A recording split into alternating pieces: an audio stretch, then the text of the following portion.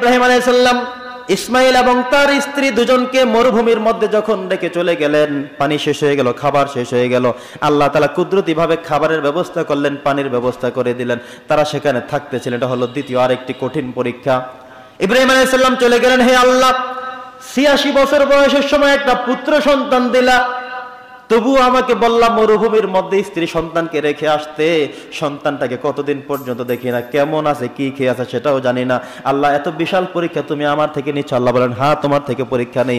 চুপচাপ করে তুমি ফিলিস্তিনে তুমি তোমার জায়গায় থাকো, এখানে তোমার আসা দরকার নাই। কিছু সময় এখান থেকে অতিবাহিত হলো। হযরত হাজারা তিনিও সেখানে বসবাস করলেন, মক্কাতুল মুকাররমায়, সন্তানও সেখানে। এরপরে যখন একটু দৌড়াদৌড়ি করতে পারলেন, এরপর আল্লাহ বলেন, ইব্রাহিম, এবার তুমি যাও তাদের কাছে। এবার ইব্রাহিম আলাইহিস সালাম তাদের কাছে আসছেন। অনেক দিন পর সন্তানকে পেলেন, চুমু দিলেন, গলায় জড়িয়ে ধরলেন। এবার আল্লাহ তাআলার নির্দেশ আবারও দিয়ে ফেললেন। পরীক্ষা নম্বর, পরবর্তী পরীক্ষা, সবচেয়ে বড় পরীক্ষা, কোরবানের পরীক্ষা। আল্লাহ তাআলা ইব্রাহিম আলাইহিস সালামকে এবার স্বপ্নের মধ্যে দেখিয়ে দিলেন, বললেন, ফালাম্মা বালাগা মাআহুস সায়া, উনি যখন একটু দৌড়াদৌড়ি করতেছেন, বয়স ৭, ৮, ৯ বছর হয়ে গেল, মোটামুটি একটু বুঝে এমন বয়স হয়ে গেল।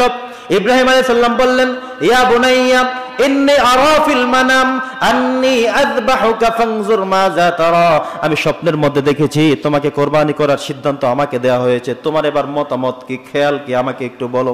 সন্তান বলল, ইয়া আবাতি ফাল মা তুমার, হে আমার বাবা, আপনি একজন নবী, আপনাকে যেভাবে অর্ডার করা হয়েছে, আমার রব অর্ডার করেছেন, আমি সে অর্ডার মেনে নিলাম, আমি প্রস্তুত হয়ে আছি। আপনাকে যখন যেভাবে যে রূপে জবাই করতে বলা হয়েছে আমাকে সেভাবে করেন। সাতাজিদুনি ইনশাআল্লাহু মিনাস সাবিরিন, আমাকে ধৈর্যশীলদের কাতারে পাবেন, আমি দৌড় দিব না, পালিয়ে যাব না। সুবহানাল্লাহ। কেমন সন্তান, কেমন তার স্ত্রী, কেমন তিনি নিজে। খেয়াল করেছেন ইব্রাহিম আলাইহিস সালাম কত পরীক্ষা দিচ্ছেন, আগুনের পরীক্ষা উত্তীর্ণ। স্ত্রীকে রেখে চলে আসছেন, সেখানে স্ত্রী প্রশ্ন করলেন, আল্লাহর সিদ্ধান্ত, ঠিক আছে মেনে নিলাম। কেমন স্ত্রী? সন্তানকে বলা হলো, বাবা তোমাকে জবাই করতে হবে, মানে আল্লাহর সিদ্ধান্ত, বলে হ্যাঁ আল্লাহর সিদ্ধান্ত, বলে তাহলে বাস্তবায়ন করেন। সুবহানাল্লাহ। সাতাজিদুনি ইনশাআল্লাহু মিনাস সাবিরিন, আল্লাহ চাহে তো আমাকে ধৈর্যশীল পাবেন। আমরা যদি আমাদের কোনো সন্তানকে বলতাম, আমার বাবা যদি স্বপ্নে দেখে আমাকে বলতো যে তোমাকে জবাই করতে আমাকে আল্লাহ দেখিয়েছেন, এতে দিতাম পলান। বলতাম যে বাবা আমাকে দেখেন নাই, আমার বড় ভাইরে দেখছেন, আমার ছোট ভাইরে দেখছেন, আমাকে আপনি দেখেন নাই, ভুল বলেন কেন? যদি দেখেই থাকেন তাহলে আমি আজকেও নাই, কালকেও নাই, আপনার ভাত আর খাওয়ান লাগবে না আমাকে, ঠিক কিনা বলেন? আর ইসমাঈল আলাইহিস সালাম বললেন, হে আমার বাবা, আপনাকে আমার আল্লাহ তাআলা যেভাবে নির্দেশ দিয়েছেন, আপনি মা তো ওমর, যেভাবে আপনাকে আমর করা হয়েছে, নির্দেশিত করা হয়েছে, নির্দেশ দেওয়া হয়েছে, আপনি সেভাবেই করেন। সাতাজিদুনি ইনশাআল্লাহু মিনাস সাবিরিন, আপনাকে ধৈর্যশীল পাবেন আমাকে। এবার ইব্রাহিম আলাইহিস সালাম পুত্রকে নিয়ে গেলেন, কোরবানি করবেন, জায়গা মতো নিয়ে সব প্রস্তুতি শেষ করলেন। এবার ইসমাঈল আলাইহিস সালাম নিচের থেকে বাবাকে দেখেন, ছোট্ট মানুষ, বাবাকে পরামর্শ দিচ্ছে, বাবা শোনেন, আপনি যে আমাকে জবাই করবেন, আপনার চক্ষুটা বেঁধে নেন, আমাকে উপর করে শোয়ায় নেন, কারণ আপনার দৃষ্টি আমার দৃষ্টি পাশাপাশি পড়ে গেলে, সামনাসামনি হয়ে গেলে দয়া এসে যাবে, করুণা এসে যাবে, আর এই করুণা আসার পরে আপনি হয়তো কেঁদে দিবেন, আল্লাহ তাআলার সিদ্ধান্ত পালন করতে গিয়ে হয়তো আপনি দয়ার উদ্রেক হয়ে যাবেন, এটা কিন্তু পরীক্ষা উত্তীর্ণ হতে পারবেন না, আমাকে উপর করে শুয়ে জবাই করে দিবেন। এবার ইব্রাহিম আলাইহিস সালাম চক্ষু বাঁধলেন, সন্তানকে শোয়ালেন, ছুরি হাতে নিলেন, লাগাবেন, জবাই করবেন। এই পর্যন্ত তিনি চলে আসছেন। জিবরাইল আমিন বলছে, আল্লাহ আর কত তাকাবেন আপনি, আমার তো ভয় হচ্ছে। জিবরাইল আমিন কাঁপাকাঁপি শুরু করে দিলেন, আল্লাহ কিভাবে তুমি এখনো এই দৃশ্যগুলো দেখছো? বাবা তার সন্তানকে জবাই করবে, ছুরি হাতে নিয়ে ফেলেছেন, এখনো তুমি কিছু বলো না। আল্লাহ তাআলা বললেন, জিবরাইল দ্রুত চলে যাও, আমার জান্নাতের মধ্যে একটা দুম্বা রয়েছে, তাকে নিয়ে ইব্রাহিমের সেই ছুরির নিচে আস্তে দিয়ে সন্তানটাকে পাশে দাঁড় করিয়ে দেবা। সুবহানাল্লাহ। জিবরাইল আমিন ৭৫০ ডানা, ওয়ালাকাদ রাআহু বিল উফুকিল মুবিন, এই ডানা দিয়ে এক ঝাপটা দিয়ে জমিনে চলে এসে সন্তান ইসমাইলকে পাশে দাঁড় করিয়ে দিয়ে দুম্বাকে নিচে তিনি ধরে রাখলেন। এবার ইব্রাহিম আলাইহিস সালাম চক্ষু তো বন্ধ করা, ছুরি হাতে নিলেন, এবার বিসমিল্লাহি আল্লাহু আকবার বলে যখন শুরু করলেন, ইসমাইল আলাইহিস সালাম পাশের থেকে তিনিও বললেন আল্লাহু আকবার, আল্লাহু আকবার। ইব্রাহিম আলাইহিস সালাম বললেন, জিবরাইল আমিন বললেন, উপর থেকে খুশি হয়ে গেলেন কে? জোরে বলেন না, কোরবানিতে কে খুশি হয়েছেন?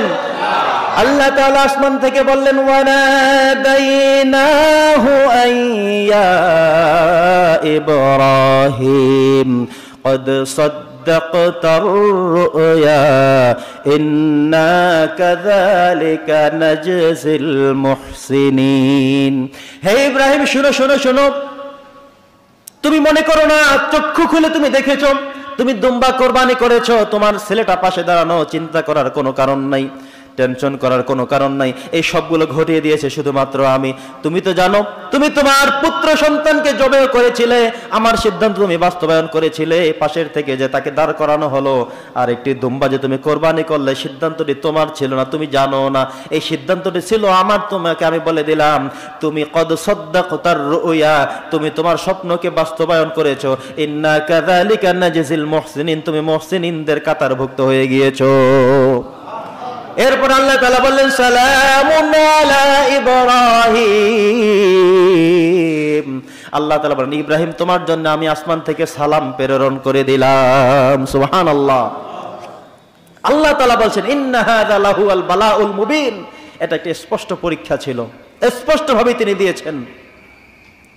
আর কাযালিকা নাজজিল মুহসিনিন, আল্লাহ তাআলা এর পরবর্তী আয়াতে বলেছেন, ওয়া তারাকনা আলাইহি ফিল আখিরিন, এই বিষয়টা, এই অবস্থানটা, এই কোরবানির যে বিষয়টা, এটা আমি পরবর্তী জেনারেশনের জন্য কিয়ামত পর্যন্ত আমি ধারাবাহিকতা অব্যাহত রেখে দিলাম। কোরআনের কথা, সুবহানাল্লাহ পড়েন। তার মানে হলো, আমরা যারা কোরবানি করার সিদ্ধান্ত নিচ্ছি, কোরবানি আমরা যারা করব, কোরবানি হতে হবে এমন যেমন করে পরীক্ষা দিয়েছেন ইব্রাহিম আলাইহিস সালাম। তিনি পরীক্ষা দিতে গিয়ে সামান্য কুণ্ঠাবোধ করেননি, সন্তানও সামান্যতম ঘাবড়ে যাননি, টেনশন করেননি। সন্তান একবার বলেনি, বাবা আপনি আজকে আমাকে জবাই করে ফেলবেন। কি করে জবাই করবেন আপনি? আপনি বাবা হয়ে এমন স্বপ্ন কি করে দেখেন? বাবা হয়ে আপনি এমন স্বপ্ন কি করে আমাকে বললেন? বাবা হয়ে কিভাবে আপনি ছুরি হাতে নিলেন আমাকে জবাই করে দিবেন? বরং সন্তান এমন কথা না বলে নিজেকে বললেন, যে বাবা আমাকে উপর করে শোয়াবেন, যাতে আমি নিচের দিকে তাকিয়ে চক্ষু বন্ধ করে থাকবো, আপনি আমার উপর দিকে জবাই করবেন, কারণ চোখের সামনে থাকলে আমি চিৎকার করে উঠতে পারি, আপনার দয়ার উদ্রেক হয়ে যেতে পারে, আর আপনি আপনার নিজের চক্ষুগুলোকে বন্ধ করে নেবেন, কোনো দয়া দেখাবেন না। এই সিদ্ধান্তটি পৃথিবীর কারো সিদ্ধান্ত না, সিদ্ধান্ত যিনি আমাদেরকে সৃষ্টি করেছেন তার সিদ্ধান্ত। তিনি কে? আল্লাহ। তার সিদ্ধান্ত বাস্তবায়ন করছেন। বাবা তাই করুন। ইব্রাহিম আলাইহিস সালাম ঠিক তাই করলেন।